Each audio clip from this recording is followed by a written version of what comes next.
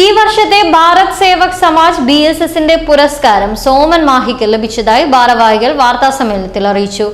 തിരുവനന്തപുരത്ത് വെച്ച് നടന്ന പരിപാടിയിൽ നിന്നും ഡോക്ടർ MR തമ്പാനിൽ നിന്നും അവാർഡ് ഏറ്റുവാങ്ങി. സുഹൃത്ത് സംഘം ഭാരവാഹികളാണ് അവാർഡ് വിവരം പ്രസ് ക്ലബ്ബിൽ അറിയിച്ചത്. ചെറുപ്രായത്തിൽ തന്നെ കലാപരിപാടികൾ ആകർഷണമായിരുന്നു. പ്രാഥമിക വിദ്യാഭ്യാസത്തിനു ശേഷം ഒരു എഞ്ചിനീയറിംഗ് വർക്ക്ഷോപ്പിൽ നിന്ന് മെക്കാനിക്കൽ സ്വായത്തമാക്കി ജീവിതം എന്ന കടമ്പയിലേക്ക് കാലെടുത്തു വെച്ചു. വർഷങ്ങൾക്ക് മുമ്പ് മാഹി ഹെൽത്ത് ഡിപ്പാർട്ട്മെന്റ് ജീവനക്കാരനായി എത്തുകയും അവിടെ പ്രവർത്തിച്ചുകൊണ്ട് കലാപ്രവർത്തനങ്ങൾ പുറത്തു കൊണ്ടുവരാൻ സാധിച്ചു. പൊന്നയം എന്ന നാടകം എഴുതാനും സംവിധാനം ചെയ്യാനും അഭിനയിക്കാനും ഭാഗ്യം ലഭിച്ചു. മാഹി സ്പോർട്സ് ക്ലബിന് വേണ്ടി വേഷങ്ങൾ ചെയ്യാൻ അവസരം ലഭിച്ചു.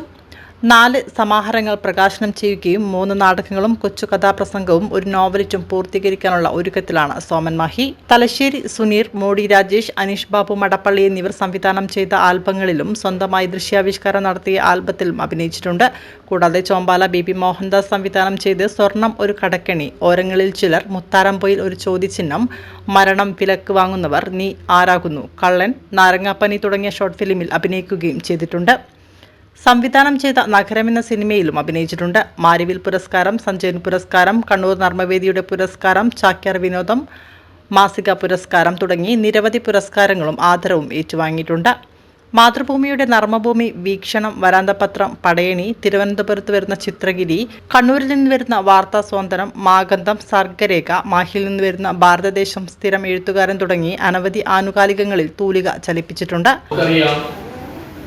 സോമൻ മാഹി മയ്യഴിയിലല്ല ജനിച്ചതെങ്കിലും കർമ്മം കൊണ്ട് ഒരു തികഞ്ഞ മയ്യഴിക്കാരൻ എന്ന നിലയിൽ ഇതുവരെയായി മയ്യഴിയുടെ സാംസ്കാരിക സാമൂഹ്യ മണ്ഡലത്തിൽ നിറഞ്ഞു നിൽക്കുന്ന ഒരു വ്യക്തിത്വമാണ് അദ്ദേഹം എന്ന് നമുക്ക് എല്ലാവർക്കും അറിയാം.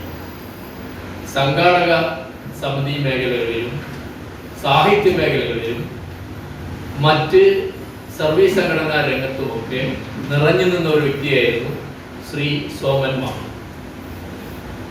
ഒരു സംഘടനാ നേതാവ് എന്ന നിലയിൽ ഞാൻ സോമൻ മാഹിയെ പരിചയപ്പെട്ടിട്ട് ഏകദേശം ഒരു 10 വർഷത്തിലധികമായി എന്നാണ് എനിക്ക് മനസ്സിലാക്കുന്നത്. പുതുച്ചേരി ഗവൺമെന്റ് സർവീസിൽ ഒരു ജീവനക്കാരനായി പ്രവർത്തിച്ച അദ്ദേഹം തുടക്കത്തിലെ തൻ്റെ മനസ്സിൽ ഉറങ്ങിക്കിടന്ന സാഹിത്യ കലാവാസനകൾ അവസരം കിട്ടുമ്പോഴൊക്കെ പ്രകടിപ്പിക്കാറുണ്ടായിരുന്നു.